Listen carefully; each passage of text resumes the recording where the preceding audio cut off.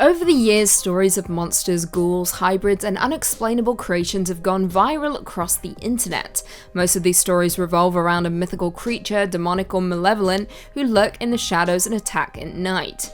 So today on Top 5 Scary Videos, I'm going to be counting down our list of the top 5 scariest monsters on the internet. Before we begin though, be sure to stick around until the end of the video where I'll be responding to some of your comments. And with that, let's jump in. Coming in at number 5, we have the Rake.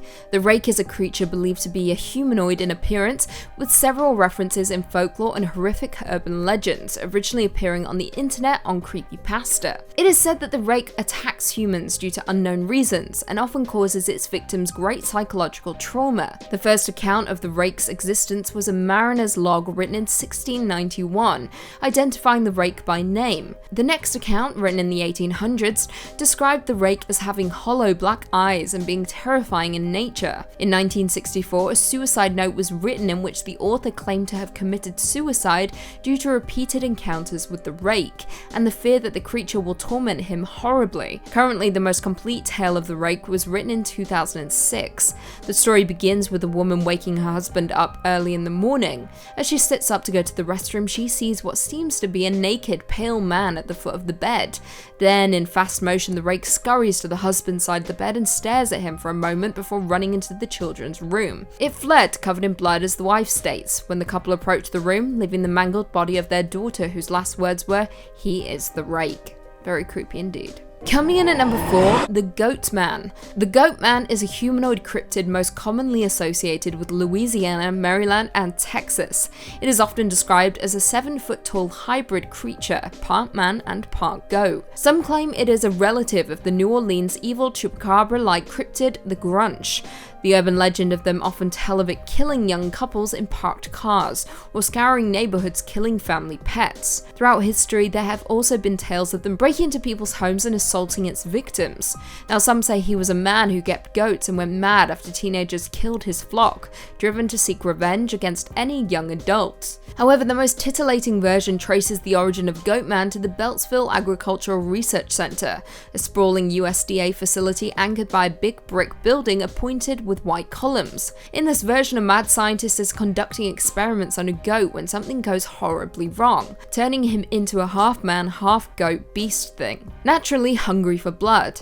Now, the Goatman has many variations on the internet, with the most popular being the Pope-Lick monster. This is a legendary part man, part goat, and part sheep creature reported to live beneath a Norfolk Southern Railroad trestle over Floyd's Fork Creek in the Fishville area of Louisville, Kentucky. It is said to have powerful fur-covered goat legs, an alabaster skin face with an aquiline nose and wide-set eyes, short, sharp horns that protrude from the forehead, nestled in long, greasy hair that matches the color of the fur on its legs. Coming in at number 3, we have Jeff the Killer. Also known as Jeffrey Woods, but more commonly known as Jeff the Killer, this is the titular protagonist of the creepypasta story of the same name by the brother of Game Fuel TV, who loses his sanity and begins murdering to satisfy his homicidal urges. Now, the story of Jeff goes like this. Jeff started out as a normal suburban teenager, living with his mother, father, and brother. At some point in his life, when he reached the age of around 13, he and his family moved into a new neighborhood after his father got a promotion. Jeff and his brother were happy. However, not long after settling into the new area, Jeff obtained an odd feeling in his mind. Then one day, while waiting for the school bus with his brother, 3 kids approached them and mugged them at knife point, taking their wallets in the process. Jeff very quickly got the feeling in his head again and attacked the kids, incapacitating all 3 of them. To jump ahead in the story, which is incredibly long as you would expect, another fight occurs, leaving Jeff burned before he falls down the stairs of his house and passes out as the flames engulf him. He survives, with his face being completely deformed. It is not long after that he goes on a serial killing rampage, killing those who refuse to sleep at night. If you haven't checked out this entire origin story, I suggest you do right after this video. Now, Jeff has extremely pale skin and burnt off eyelids, giving him an even more ghostly appearance. Later on in time, he got his most distinctive trait, the smile that he had carved into his own face. His clothing normally consists of a black pair of skinny jeans with a white hooded sweatshirt, sometimes stained with fresh and old blood from his victims. Coming in at number 2, we have the Smiling Man. Now, this terrifying story comes to us from the creepypasta wiki page of the Smiling Man. Now, it's a long one, so bear with me. I quote, About 5 years ago, I lived downtown in a major city in the United States. I've always been a night person, so I'd often find myself bored after my roommate, who was decidedly not a night person, went to sleep. To pass the time, I used to go for long walks and spend time thinking. I spent 4 years like that, walking alone at night, and never once had a reason to feel afraid. I always used to joke with my roommate that even the drug dealers in the city were polite. But all of that changed in just a few minutes one evening. It was a Wednesday, something between 1 and 2 in the morning, and I was walking near a police patrolled park quite a ways from my apartment. The park, as it was most nights, was completely empty. I turned down a short side street in order to loop back to my apartment when I first noticed him. At the far end of the street, on my side, was the silhouette of a man dancing. It was a strange dance, similar to a waltz, but he finished each box with an off-forward stride. I guess you could say he was dance walking, heading straight for me. Deciding he was probably drunk, I stepped as close as I could to the road to give him the majority of the sidewalk to pass me by. The closer he got, the more I realized how gracefully he was moving. He was very tall and lanky and wearing an old suit. He danced closer still until I could make out his face. His eyes were open, wide and wild, head tilted back slightly, looking off at the sky. His mouth was formed in a painfully wide cartoon of a smile. Between the eyes and the smile, I decided to cross the street. As I reached the other side, I glanced back and then stopped dead in my tracks. He had stopped dancing, was standing with one foot in the street. He was facing me, but still looking skyward, smile still wide on his lips. The street ahead of me was completely empty. Still unnerved, I looked back to where he had been standing to find him gone. He had crossed the street and was now slightly crouched down. He started moving towards me again. He took giant, exaggerated, tiptoed steps, as if he were a cartoon character. When I finally found my voice, I blurted out the first thing that came to mind. "What?" After what felt like forever, he turned around and started dance walking away. I watched him go until he was far enough away to be almost out of sight. And then I realized something. He wasn't moving away anymore, nor was he dancing. He was coming back my way, and this time, he was running. I ran too. I ran until I was off the side road and back onto the main street. Looking back, he was nowhere to be found. Honestly, this story absolutely terrifies me, even still. There is also an incredibly creepy short film out there on YouTube about the smiling man that I highly suggest you check out. And finally, coming in at number 1, we have Siren Head. To quote the original caption of Siren Head, "She was on vacation with her husband and they were scoping out graveyards on the way, as you do, when she saw it.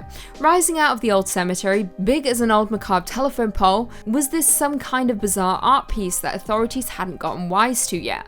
Even as she stepped out of the car, the megaphones on its head screeched to life. 9, 18, 1, child, 17, remove, vile. A buzzing doubled voice screamed random words at her. At this point, it jerked into motion, striding down the hill towards her. Yikes. If that doesn't send chills down your spines, I don't know what will. Absolutely terrifying.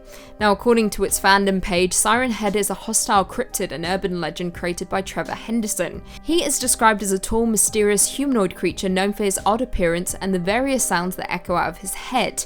Now, as you would expect, the monster's head is a pair of sirens with mouths that he uses to kill any victim that is unfortunate to come across him. True to his name, Siren Head speakers can play various types of loud noises, typically air raid sirens, garbled music, conversations, or emergency broadcasts.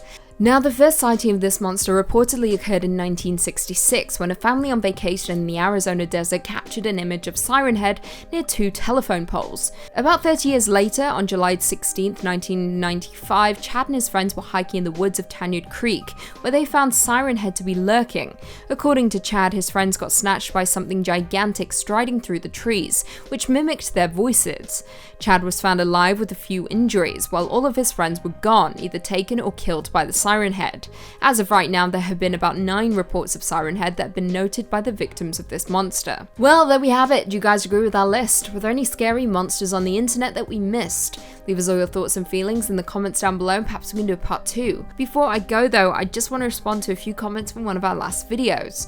Top 5 scary horror movies people thought were real. Minnesota Fat said, Mondo documentaries are a lost art. I'd like to see that genre come back. As would I, but I don't think anyone else is ready for it.